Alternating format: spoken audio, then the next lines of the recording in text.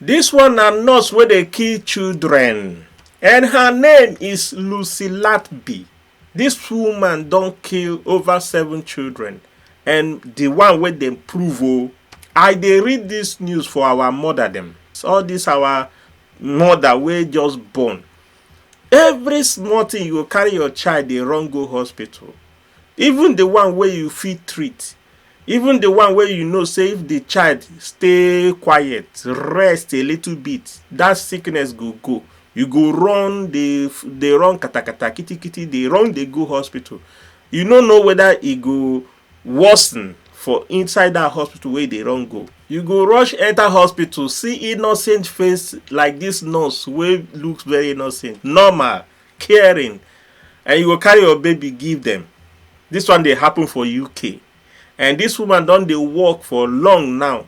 She dey take care of children, newly born kids. And na so she go dey inject inside the tube, the nursing tube, where they nurse children for their stomach, where they nurse them food and so on. Adult dey kpeme, how much more the babies?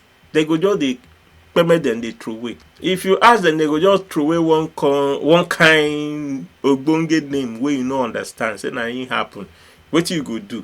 You go dey go your home.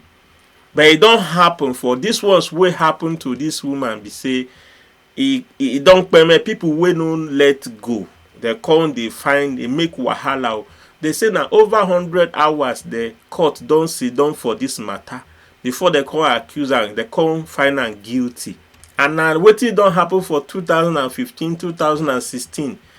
Even this matter, as they notice her since last year, how many months? Over 10 months. Now they don't do this case. They go. Now they come find her guilty. Why the thing take time? Because there are people way they behind this woman. Me on my own, I believe say no they alone they act. If he be say they say their thing, you know, I don't want to come here.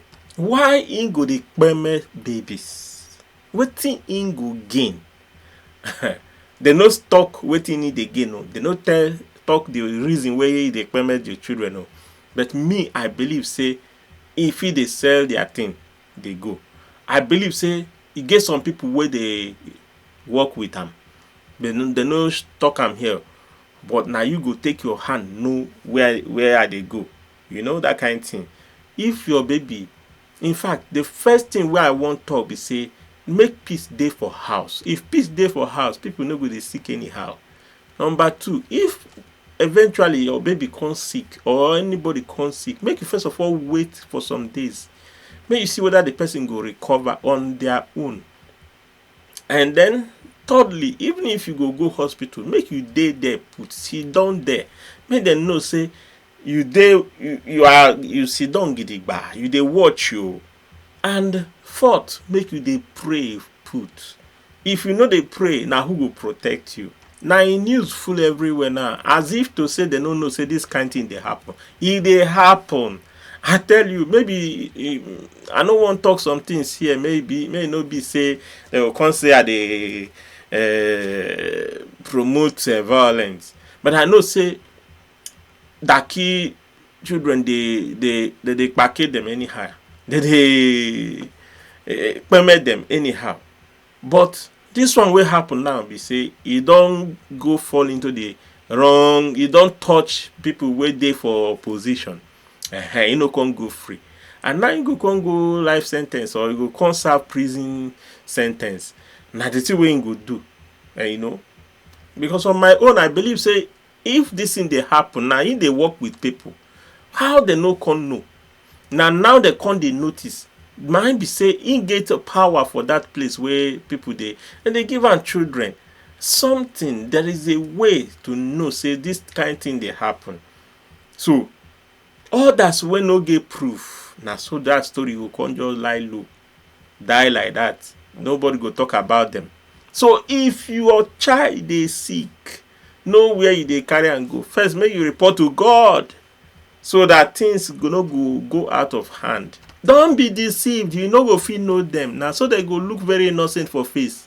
You know, then go they do their thing. They go. You go just put your children say you don't put them for the hand of God. For where? now in the hand of human being. No trust any human being. Every small thing you go wrong, kitty kitty, they go hospital. And you don't know wetin where you dey carry and go. And a small thing, maybe not just fever, normal fever. So many stories don't happen long time. Where people carry their children go hospital. Ask all those people where their children can't get a deformity and so many things. Now because they get fever, they can't reach hospital. I give them one injection, so now so they don't paralysis. Now so one thing don't start. How you go trust human being like say you no go trust God, but you go trust human being? I not say me you no trust people, but this one now where they happen, they say na seven or more than 10, but who knows? I believe say na dozens don't they peme, and now they know wetin they do. So many stories like this. Now the one where they can't prove, they can't find guilty, now they go show us. But there are many where they no fit prove. Those ones you no go hear them. Lie, you no go ever hear them. My prayer be say make God dey help in children, because where we feel wrong go. This one where they talk now na UK na England How much more the one where they happen for our place for Bongo? Only God go to save us. Make we remember to dey commit our day into the hands of God. And if you must go to the hospital, stay there put. Be full, pay attention wetin dey happen. Have other doctors, other nurses committed your children into the hand of those nurses, and make others they watch each other. If na for our place, if you just give them small tip,